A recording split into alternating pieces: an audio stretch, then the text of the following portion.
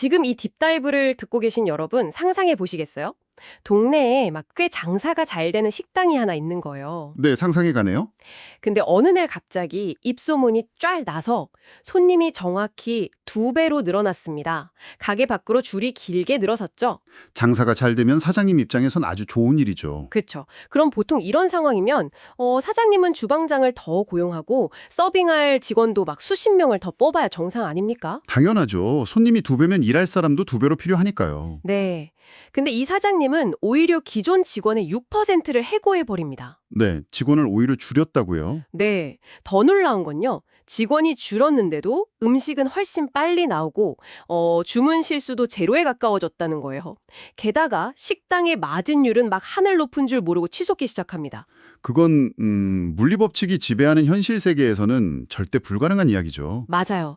식당이라면 불가능하겠지만 그 마법 같은 일이 아주 보수적인 금융산업, 그것도 서류 작업으로 악명 높은 보험 시장에서 정확히 벌어지고 있다면 믿으시겠습니까? 와, 진짜 흥미로운 오프닝이네요. 오늘 이 딥다이브를 듣고 계신 여러분이 만약 도대체 기술 기업들이 맨날 외치는 AI 혁신이라는 게 실질적으로 통장에 돈을 꽂아주긴 하는 거냐, 이런 의구심을 가져본 적이 있다면요. 오늘 분석은 완벽한 유레카의 순간이 될 겁니다. 확실히 요새 AI를 마케팅 용어로만 쓰는 기업들이 너무 많으니까요. 맞습니다. 그래서 오늘 우리가 낱낱이 해보아할 자료가 아주 특별한데요. 바로 인슈어테크 기업 레모네이드의 2025년 4분기 실적 발표 주주서한입니다. 아, 레모네이드. 이번 실적 발표가 시장에서 꽤 화제였죠? 네, 이번 자료가 중요한 이유는 뜬구름 잡는 화려한 청사진이 아니기 때문이에요. AI가 어떻게 비용을 무자비하게 통제하고 수익을 창출하는지 아주 냉혹하고 정확한 재무적 수치로 증명해냈거든요.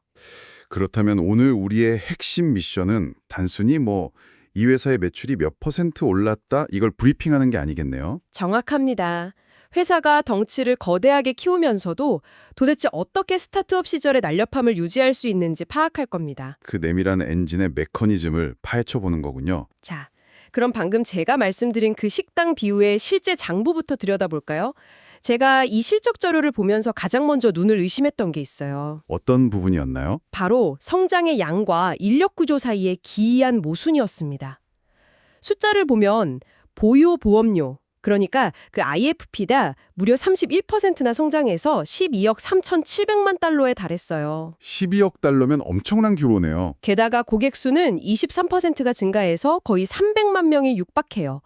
2022년 3분기 이후로 무려 120만 명의 고객이 새로 유입됐거든요. 120만 명이나요? 네, 보통 이 정도 규모면 콜센터 직원이나 보험 심사역, 행정처리 인력을 막 수백 명은 더 뽑아야 시스템이 돌아갈 텐데. 오히려 아까 식당 비유처럼 직원이 줄었다는 거죠. 맞아요. 자료에 따르면 같은 기간 동안 레모네이드의 직원 수는 오히려 6%가 감소했다고 나옵니다. 물리적으로 이게 어떻게 가능한 겁니까? 여기서 기업들이 그토록 도달하고 싶어하는 꿈의 지표가 등장합니다. 바로 운영 레버리지의 완벽한 실사례죠. 운영 레버리지요? 좀 더 쉽게 풀어주실 수 있나요? 방금 말씀하신 11억 달러라는 거대한 매출 성장을 달성하는 동안 마케팅 비용을 제외한 순수 운영 비용, 즉 오펙스의 흐름에 보면 알 수 있습니다. 어펙스가 어떻게 됐는데요? 8,700만 달러에서 1억 100만 달러로 올랐는데 이건 매출 성장 곡선에 비하면 지극히 완만하게 억제된 거거든요. 아, 그러니까 매출은 로켓처럼 수직 상승하는데 그걸 유지하는 고정비나 인건비는 바닥에 착 달라붙어서 기어간다는 뜻이군요. 정확합니다. 근데 그 간극을 도대체 무엇이 메우고 있는 건가요? 120만 명의 추가 고객이 전화를 걸고 이메일을 보내고 또 보험금을 청구할 텐데요. 그 엄청난 격차가 벌어지는 공간, 거기가 바로 AI가 24시간 내내 조용히 일하고 있는 공간입니다. 아, 인간 대신 AI가 일을 처리하고 있다? 네, 전통적인 보험사라면 신규 고객을 처리하기 위해 인건비가 비례해서 상승할 수밖에 없어요. 심사역이 서류를 읽어야 하고 콜센터 직원이 전화를 일일이 받아야 하니까요. 그렇죠. 사람 손이 무조건 가야 하잖아요. 하지만 레모네이드는 AI가 고객 응대, 초기 심사, 심지어 복잡한 청구 처리의 상당 부분을 완전히 자동화해버렸습니다. 와, 전부 다요? 네, 그래서 인간 직원 한 명이 관리할 수 있는 고객의 수가 과거와는 비교할 수 없을 정도로 팽창한 거죠. 그렇군요. 이건 막 단순히 단기적인 비용 절감 쇼가 아니네요. 절대 아니죠. 회사의 장기적인 수익성을 떠받치는 아주 견고한 구조적 해자를 파낸 겁니다. 식당으로 치면 고객이 주문을 받고 요리를 하고 결제까지 끝내는 완벽한 자동화 로봇 시스템을 세팅해 둔 거네요. 맞아요. 손님이 100명이 오든 1000명이 오든 추가 인건비가 안 드는 거죠. 늘어난 매출을 고스란히 마진으로 챙기는 구조를 완성했다는 거군요. 자, 내부적인 효율성 엔진이 이 정도로 강력하다면 이 엔진이 도대체 바깥 시장에서 구체적으로 어떤 상품들을 집어삼키고 있는지 안 볼 수가 없습니다. 포트폴리오의 확장을 봐야겠네요. 네, 주주서원을 보면 이들의 성장을 견인하는 강력한 삼두마차가 등장합니다. 펫, 유럽, 그리고 자동차입니다. 이 세 가지 사업부가 각각 AI를 무기로 삼는 방식이 전혀 다르다는 점이 아주 흥미로운 관전 포인트예요. 좋습니다. 하나씩 파헤쳐보죠. 그중에서도 제가 데이터를 보다가 정말 고개를 갸웃댔던 건 펫보험, 즉 반려동물 보험이었습니다. 네, 펫보험 부문이 엄청나게 컸죠. 이 부문이 무려 55%나 성장해서 4억 3,900만 달러 규모가 됐고 5년 만에 레모네이드 내에서 가장 큰 사업부로 컸더라고요. 사실 놀라운 수치죠. 근데 저는 이 비즈니스 구조가 상식적으로 이해가 안 갑니다.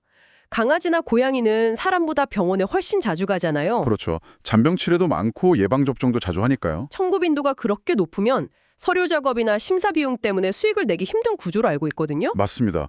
그래서 전통 보험사들이 별로 안 좋아하는 시장이에요. 근데 레모네이드의 펫보험 건당 청구 처리 비용이 단돈 14달러라고 나옵니다. 14달러요. 정말 경이로운 숫자죠. 게다가 총 손실률은 70%로 전년 대비 11%포인트나 개선됐어요. 이 잦은 청구 폭탄을 다 맞으면서 어떻게 마진까지 챙길 수 있는 거죠? 전통적인 보험업계의 시각에서는 방금 제기하신 의문이 100번 타당합니다. 청구가 잦다는 건 곧 인건비 폭탄과 끝없는 행정 처리의 늪을 의미하니까요. 네, 서류 검토하다가 볼일 다 볼 것 같은데요. 하지만 AI와 기계학습의 관점으로 렌즈를 바꿔 끼우면 이야기가 180도 달라집니다. 어떻게 달라지나요? 이 잦은 청구 빈도는 오히려 AI 모델의 학습 데이터를 기하급수적으로 늘려주는 엄청난 축복이 됩니다. 잠깐만요. 그니까 고객의 청구서를 계속 들이미는 게 회사의 일거리를 늘리는 게 아니라? 네, 오히려 AI를 똑똑히 만드는 무료 과외 교재가 막 쌓이는 거란 말씀이죠. 와, 무료 과외 교재 비유가 찰떡이네요. 고객이 반려동물을 위해 1년에 몇 번씩 청구를 할 때마다 플랫폼 전반에 걸친 데이터 축적 속도가 무시무시하게 빨라집니다. 그럼 AI가 그걸 다 학습하는 거군요. 그렇죠. 아, 이 견종의 이 나이대에서는 이런 질병이 정상적인 청구구나. 혹은 이 동물병원의 청구액은 평균보다 과도하게 높으니 사기 위험이 있구나. 이런 패턴을 실시간으로 파악합니다. 수백만 건의 데이터를 막 먹어치우면서요? 네, 그 결과가 바로 건당 14달러라는 경이로운 처리 비용입니다. 인간이 개입할 필요 없이 AI가 0.1초 만에 정상 청구를 승인하고 송금해버리는 비율이 압도적으로 높아졌다는 뜻입니다. 소름이 돋네요. 약점을 완벽하게 가장 날카로운 무기로 뒤집어버린 거군요. 데이터의 양을 역이용한 아주 영리한 전략입니다. 그럼 두 번째 마차인 유럽 시장은 어떻습니까? 여기도 성장세가 심상치 않던데요. 무려 10분기 연속 세 자릿수 성장, 150% 성장을 기록했습니다. 150%면 정말 폭발적이죠. 사실 유럽은 이미 전통 보험사들이 꽉 잡고 있는 레드오션 아닙니까? 맞습니다. 그런데 레모네이드가 유럽에서 폭발적으로 성장한 비밀은 펫보험처럼 데이터의 양이 아니에요. 그럼 뭐죠? 규제 환경의 차이를 역이용한 압도적인 속도전에 있습니다. 이걸 전문용어로는 규제 차익을 누린다고도 하죠. 규제 차익이요?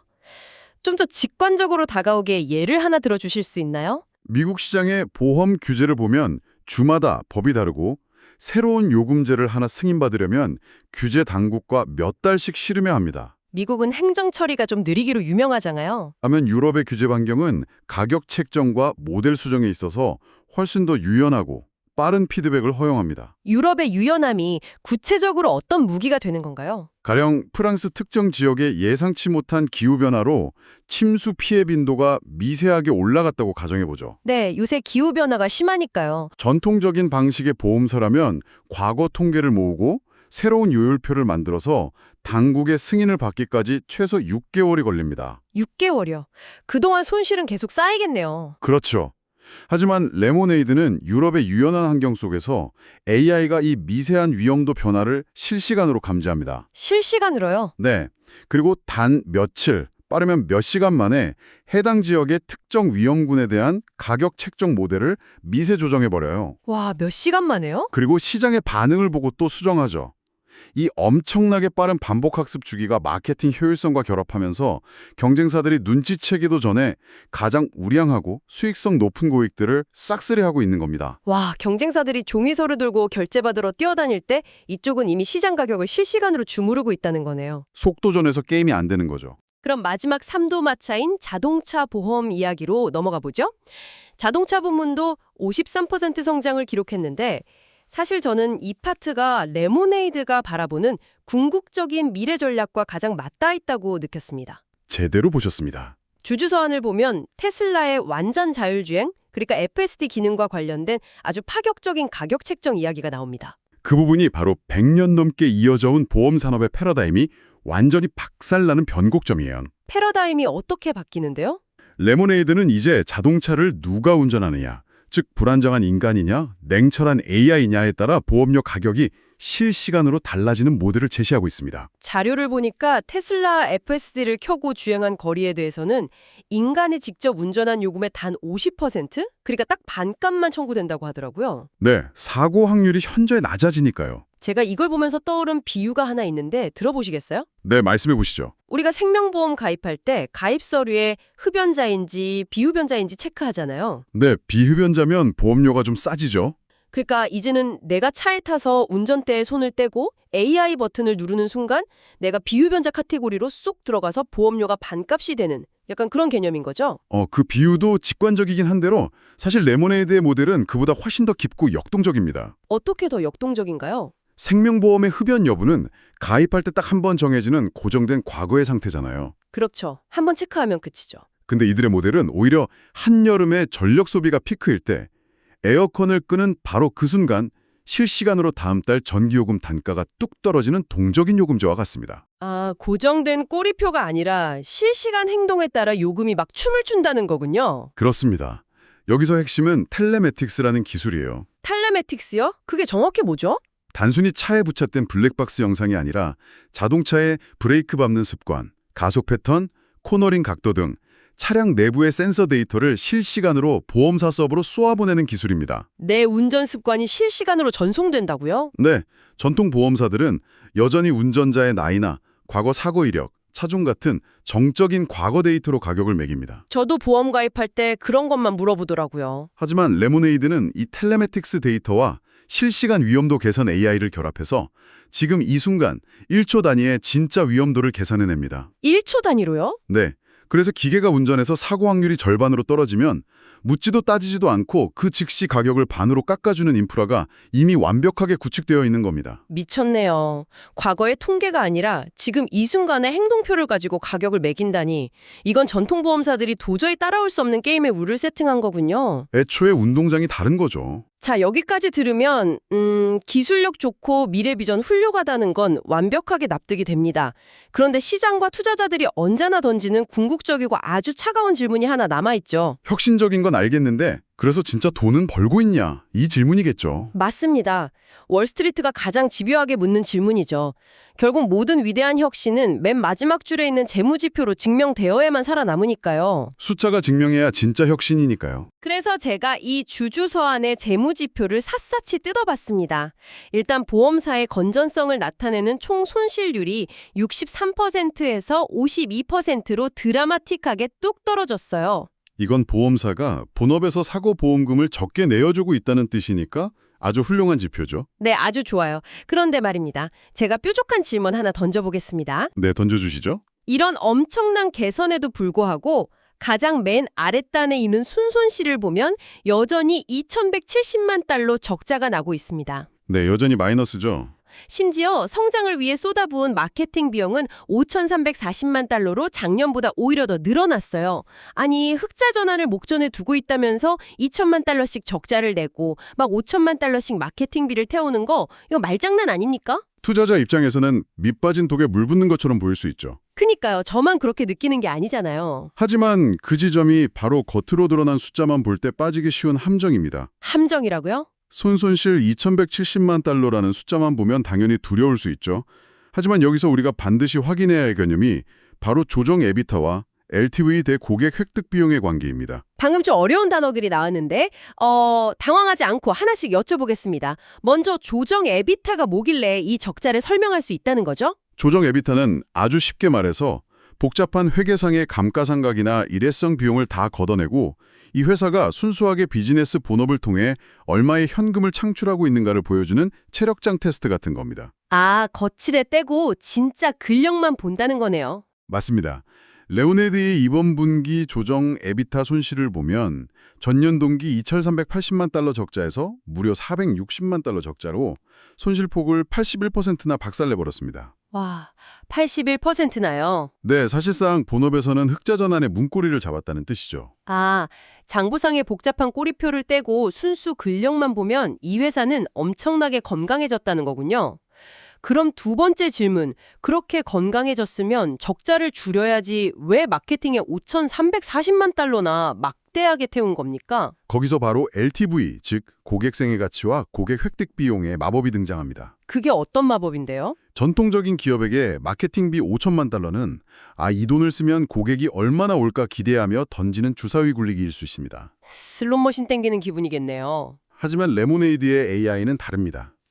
이들은 이 고객을 10만 원을 들여서 데려오면 앞으로 10년 동안 우리에게 50만 원의 수익을 가져다 줄 것이라는 계산을 소수점 단위까지 정확히 예측해냅니다. 와, 그걸 AI가 다 계산을 끝내놓는다고요? 즉, 마케팅에 돈을 쏟아붓는 게 불확실한 도박이 아니라 마진이 확실히 보장된 자판기에 동전을 넣는 행위로 바뀐 겁니다. 자판기에 동전 넣기, 비유 대박이네요. 팔수록 손해보는 구조가 아니라 고객을 한 명 데려올 때마다 남는 마진율이 확고해졌기 때문에 이제는 자신있게 수업을 높여서 마케팅비를 막 태우고 있는 중인 거죠. 와, 그 설명을 들으니까 안개가 확 걷히네요. 더 이상 생존을 위해 돈을 태우는 게 아니라 확실한 이자율이 보장된 은행에 적금을 붓고 있는 거였군요. 바로 그겁니다. 실제로 자료 보니까 잉여 현금 흐름도 3,670만 달러로 드디어 플러스 전환에 성공했더라고요. 그 잉여 현금 흐름의 흑자 전환이 시사하는 바가 아주 큽니다. 어떤 의미가 있죠? 이제 레모네이드는 회사를 굴리기 위해 월스트리트 투자자들에게 머리를 조아리며 자금을 수혈받을 필요가 없어졌다는 뜻입니다. 아, 자생할 수 있다. 스스로 벌어들인 현금으로 자생하며 성장하는 궤도에 올랐다는 완벽한 증명이죠. 회사가 2026년 4분기에 조정 에비타 흑자, 2027년에 연간 기준 첫 흑자를 자신있게 가이던스로 내놓은 것도 바로 이 튼튼한 펀더멘털 덕분이죠. 근거 없는 자신감이 아니었네요. 더 무서운 건 이 목표치가 과거 2022년에 제시했던 장기 기대치와 소름돋게 일치한다는 점입니다.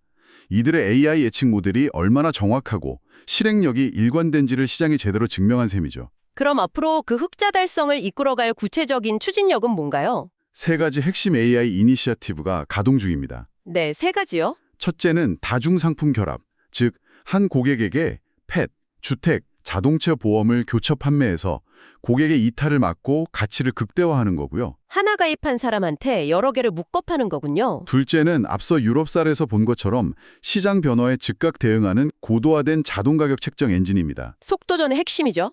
마지막 셋째는 마케팅 예산을 실시간으로 가장 효율적인 채널에 스스로 분배하는 자율 최적화 마케팅 AI입니다. 이 세 톱니바퀴가 맞물려 돌아가면서 압도적인 이익 성장을 만들어낼 겁니다. 자, 오늘 분석을 좀 정리해 볼까요? 지금 듣고 계신 여러분이 만약 레모네이드를 그저 UI가 예쁜 보험 앱을 만든 스타트업 정도로 생각하셨다면 오늘 그 생각이 완전히 뒤집히셨을 겁니다. 네, 단순한 껍데기가 아니죠. 이들은 단순한 마케팅용으로서의 AI가 아니라 압도적인 데이터 우위와 그로 인한 운영 레버리지를 통해 성장과 수익성이라는 두 마리 토끼를 잡는 아주 강력하고 무자비한 설순환 구조를 만들어냈습니다. 무자비하다는 표현이 딱 맞네요. AI가 내부 비용은 깎아내고 외부의 위험 예측 정확도는 미친 듯이 끌어올리면서 마침내 진짜 돈을 벌어오기 시작한 현장을 오늘 수치로 완벽하게 확인했습니다. 맞물려 돌아가는 비즈니스 전략과 재무 지표를 통해 진정한 기술이 어떻게 그토록 보수적이고 무거운 산업의 뿌리부터 재설계할 수 있는지를 보여주는 완벽한 마스터 클래스였다고 생각합니다. 오늘 이 깊고 흥미로운 딥다이브를 마무리하면서 듣고 계신 여러분의 머릿속에 맴돌 만한 조금 도발적인 화두를 하나 던지고 싶습니다. 네, 어떤 화두인가요? 만약 레모네이드의 AI와 텔레매틱스 기술이 우리의 운전 습관, 소비 패턴, 일상적인 위험 요소까지 실시간으로 그것도 완벽하게 파악해서 가격표를 매리는 세상이 온다면 어떨까요? 섬뜩하면서도 현실적인 질문이네요. 미래의 보험은 단순히 우리가 사고를 냈을 때 뒤처리해주는 불운에 대비하는 푹신한 안전망에 머물지 않을 겁니다. 오히려 비용이라는 채찍을 통해 사람들의 일상적인 행동을 낱낱이 분석하고 교정하는 보이지 않는 통제자가 되는 것은 아닐까요? 훌륭한 통찰입니다. 방금 전 테슬라 사례처럼 기계에게 운전대를 맡기면 보험료가 절반이 되는 세상이 당연해진다면요. 머지않은 미래에는 인간이 직접 운전대를 잡고 도로를 달리는 행위 자체가 막 수십 배의 막대한 보험료라는 페널티를 지불해야만 누릴 수 있는 아주 값비싼 사치가 될지도 모르죠. 숫자가 증명하는 AI의 진격이 기업의 재무제표를 넘어 궁극적으로 우리 인간의 일상과 자유를 어떤 방식으로 재정해야 할지 참 많은 생각을 하게 만듭니다. 오늘 이야기가 듣고 계신 여러분의 지적 호기심을 완벽하게 채워주었기를 바랍니다. 다음번에도 세상을 이해하는 가장 날카롭고 흥미로운 지식을 들고 다시 찾아오겠습니다. 함께 해주셔서 감사합니다.